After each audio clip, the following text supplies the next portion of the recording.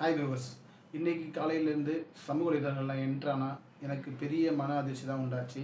அது ஒன்றும் இல்லை, 19 வயசு ஒரு இளைஞன் வந்து மகாராஷ்டிரா மாநிலம் கவுடான்ற ஒரு மலைப்பகுதியில் போய் நின்று அவங்க அம்மா அப்பா கிட்ட ஆர்கியூமெண்ட் பண்ணிகிட்டு இருந்தான்.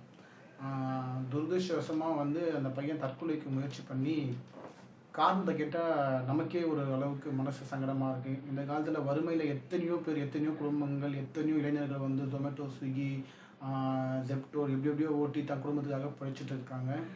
அந்த மாதிரி இருக்கும் பட்சத்தில் ஒரு இளைஞன் வந்து ஐஃபோனுக்கு இஎம்ஐ கட்ட முடியாத ஒரு நேரம் நேரிடுது.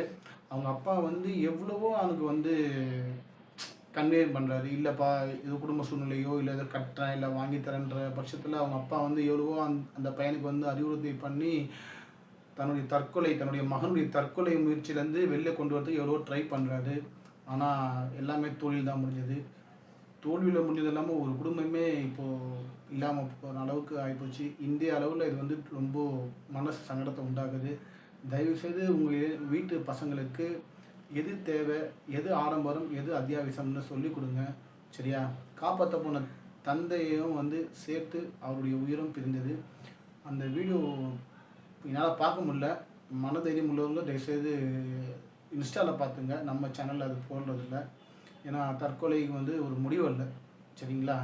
அது வந்து ஒரு வெற்று கோழைத்தனம் தான் சொல்லுவேன். அந்த மகன் இறந்துட்டான். அவன் பேர் குணால் சாவ்டா, 19 வயசு சம்திங். அவங்க அப்பா பேர் வந்து முரளிதரன், அவங்க அம்மா பேர் வந்து சங்கீதா.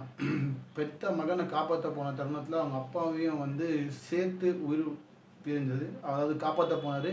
அந்த பையன் சூசைட் அட்டன் பண்ணும்போது அந்த அப்பாவையும் சேர்த்து கொண்டு போயிட்டான் கீழே. தீயணைப்பு, ஊர் மக்கள், அந்த அக்கம் பக்கத்தில் எல்லாமே இருந்தும் எல்லாருடைய முயற்சியும் தோல்வியில் தான் போய் முடிஞ்சது. இதை விட பெரிய அதிர்ச்சி என்னன்னா, அங்கே பக்கத்துலேயே இருந்த அவங்க அம்மாவும் 2-3 நிமிஷத்துக்கு அப்புறமா மழை உச்சிலேருந்து கீழே குதித்து இறந்துட்டாங்க. ஸோ மொத்த குடும்பமும் ஒரு ஐஃபோனுக்காக போச்சுன்னா இது ரொம்ப கஷ்டமாக இருக்குது. வளர்ந்த நாடுன்னு சொல்கிறோம் நம்ம இந்தியாவை. ஆனால் அங்கேயும் இந்த மாதிரிலாம் நடக்கும்போது தான் ரொம்ப கஷ்டமாக இருக்குது. ஸோ வீட்டில் இருக்கிற நம்ம பசங்கக்கிட்ட தயவுசெய்து பைக்கோ, லேப்டாப்போ, ஓகே வேலைக்கு தேவைன்னா நம்ம கண்டிப்பாக செய்யலாம். ஆனால் ஐஃபோன் இஎம்ஐ கட்டல, அதுக்காகலாம் வந்து தற்கொலை முயற்சினது ரொம்ப மனசு சங்கடத்தை உண்டாக்குது. இது ஒரு விழிப்புணர்வு வீடியோ தான்.